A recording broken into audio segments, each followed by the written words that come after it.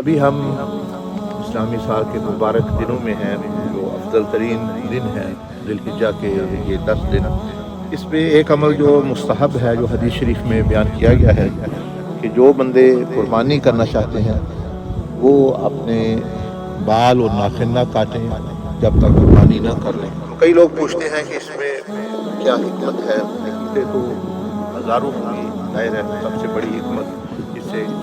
بڑی کیا ہے کہ نبی علیہ السلام نے ارشاد فرمایا. لیکن ایک حکمت اس کی یہ ہے کہ اس میں اللہ جل مجدہ کا فضل اور رحمت جو ہے عیاں ہے کہ انسان کو اصل تو چاہیے تھا کہ وہ اپنی جان کی قربانی دیتا، اپنے جسم کی قربانی دیتا. لیکن ابھی دیکھیں جو انسان کے جو جسم ہے، جو جلد ہے، اس پر بال ہوتے ہیں اور جو کچھ جو جسم کے جو آخری حصے ہوتے ہیں اس میں ناخن. جو بندہ ناخن اور بال نہیں کاٹتا اور اس دن ناخن اور بال کاٹتا ہے، گویا وہ اس کے پورے جسم کی نمائندگی کر رہے ہیں. جس طرح وہ کہتے ہیں کہ انگلی کٹا کے شہیدوں میں نام آنا، تو کیا تو بندے نے نہیں ہے لیکن جان پوری نہیں دی، جسم پورا نہیں اللہ کی راہ میں قربان کیا، لیکن اس کو اجر وہ قربانی اور ساتھ یہ جو اس نے ایک علامتی طور پر اپنے ناخن اور بال کاٹے اور 10 دن 9 دن نہیں کاٹے